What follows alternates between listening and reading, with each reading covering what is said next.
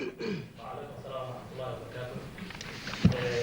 haddana maylaray meeloodan iska kooye walna wadin sheegay waana isku koodiye haddana maysin kala galnay fanaaniinta digil mirafla oo qaahirtano inaan bandhigaan bandhig baneed oo baneed oo yar oo markaas ku hadala doonaan walaa waaqicin heegi jara iyo lamaa waxaad ugu dhinayeen qaal jiraan hadda waa fanaaniinta oo allah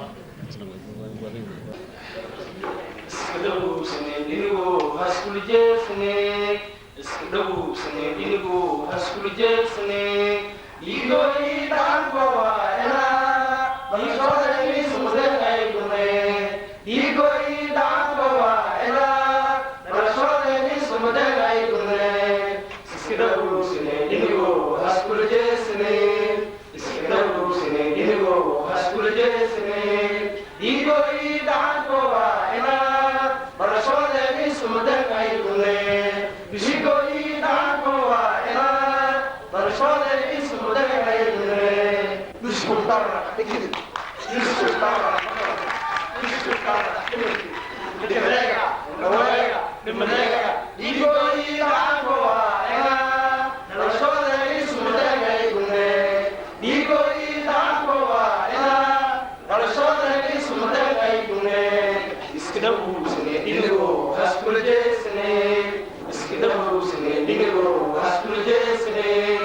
igoi dhaankowaena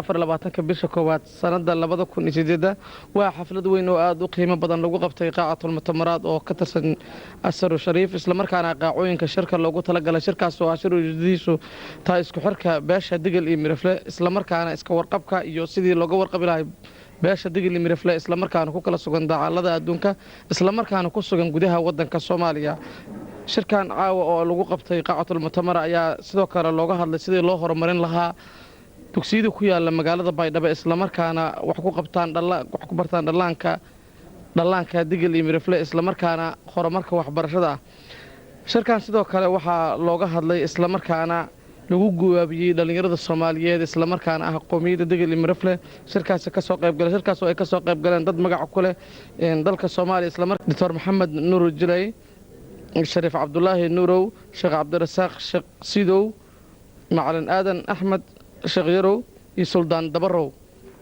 inta badan waxa ka soo qayb gala haweenka jaaliyada digil iyo mirafle isla markaana ku dhaqan magaalada Tanqaahira waxa inoo soo ragashay inaan wareysi la yeelano Ibrahim Sheekh Abikar isla markaana ay u calaamad saaratay beesha digil iyo mirafle inuu hogaamiyo isla markaana gudoomiye loogu doortay Ibrahim sida caawa dareenkaagu yahay بسم الله الرحمن الرحيم عواد aad baan ugu faraxsanahay in mataqaana dadka jaarida digil mirafle inay aad ugu soo qayb galaan xafladan in badan soo abaabuli jirnay maantana mataqaana ay ku soo gabagabooday xafladda inay dhacdo marka waxaan wallahi ma qiyaas karo shucuurkayga farxadda mataqaana waa farxad aad iyo aad weyn ayaan dareemayaa يعني waxaan had uga celinayaa mataqaana dadkii soo agaasimay dadkii oo fikrad ahaan mataqaana ka soo qayb qaatay ama dhan maaliyadeed dhan fikradeed iyo dhan mataqaana khidmeed noo sameeyba iyo mataqaana waxaan had uga celinayaa stuudiga Safi barado iyada mataqaana noo tawfiirisay inay mataqaana laga qaado kaamaradan oo si caalamka u gudbiso iyo waxaan mahad uga celinayaa TV-ga Universal oo maanta na hortaagan saaxiibkeen Mahad Carabow oo hadda i wareysanaya. aad baad u mahadsantahay Ibrahim. wax walba markii la qabanayo waxay leeyihiin aas iyo bilow. kulley qowmiyadii digil iyo miriflo isku duban ayaa caawa halkan isugu timid sida ay saxaafadda arkaysay. inta aad baa lagu doortay, marka waxaan filayaa in cadaaladda isnaan xilkaaga aad u gudin doontaan rajaynaya. wallaahi waan maanta wax walba oo maanta haddii cadaalad la helin wax maanta wadanka oo problemka uu ka taagan yahay oo u kala daadsan tahay Soomaali Maxamed waxay tahay cadaalad la'aan. wax walba haddii asaaska cadaalad lagu hagaajiyo wax walba way hagaagayaan. haddiisan cadaalad aysan lahayn wax hagaagayo ma jiraan. yacni waxaan jeclahay si sinaan iyo cadaalad ah in mataqaanaa waxaan intii aan awoodo inaan u khidmayn karo aan u khidmeeyo. wixii aan mataqaanaa awoodin waxaan yani ka rajaynayaa inay garabkayga istaagaan oo wax la qabtaan. qofka insaanka ah wuxuu leeyahay akhtaa iyo mataqaanaa waxyaalo uu ku saxsan yahay iyo waxyaalo uu ku qaldan yahay.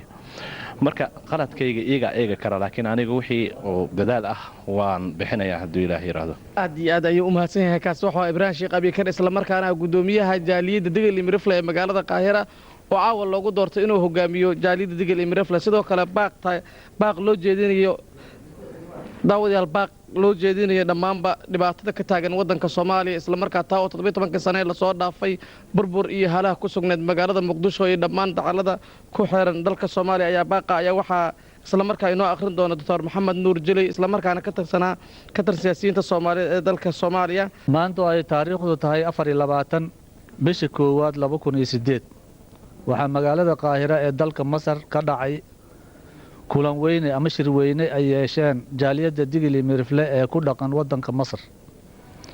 kulankan oo ay goobjoog ka ahayeen indheergarad badan, haween, odayaal dhaqameedyo, siyaasiyiin, dhalinyaro iyo marti sharaf kale ee ka tirsan beelweynta digil iyo mirifle ee ku sugan dalka Masar. arrimihii looga hadlay waxaa ka mid ahaa 1 sidii loo dardargelin lahaa howlaha jaaliyadda loona adkeyn lahaa midnimadeeda iyo xiriirkeeda jaaliyadnimo digil iyo mirifle ee gudaha iyo dibaddaba. 2 horumarinta iyo dhiirigelinta barnaamijyada waxtarka u leh ee bulshaweynta jaaliyadda ku dhaqan deegaanada digil iyo mirifle. ugu dambayn waxaan baaq u jeedinaynaa qaybaha ku dagaalamaya gudaha wadanka Soomaaliya in ay joojiyaan dagaalada iyo gacanka hadalka, una bedelaan inay ku wada hadlaan miiska, inay isugu yimaadaan.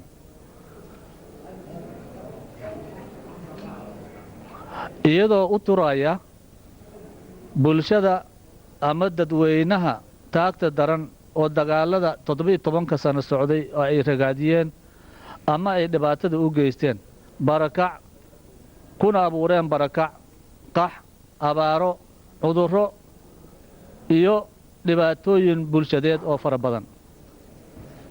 taariikhduna waxay xusi doontaa qof kasta qaybta uu ka qaato wuxuu qabadka bulshada baal dahab uu ka geli doono ama baal mugdi ah uu ka geli doono. wabillahi tawfiiq. aad iyo aad ayuu u mahadsan yahay. kaas waxaa Dr. Maxamed Nuur Jilay isla markaana ka mid ah qabanqaabiyaasha shirkan caawa qiimaha iyo qaayaha leh ee lagu qabtay qaacatul mutamarat Asar Shariif isla markaana ka mid ah xubin sare ee ka tirsan jaaliyadda digil iyo mirifle. waxaa inala taagan isla markaana gudoomiyaha arrimaha bulshada ee beesha digil iyo mirifle Xaawo Nuur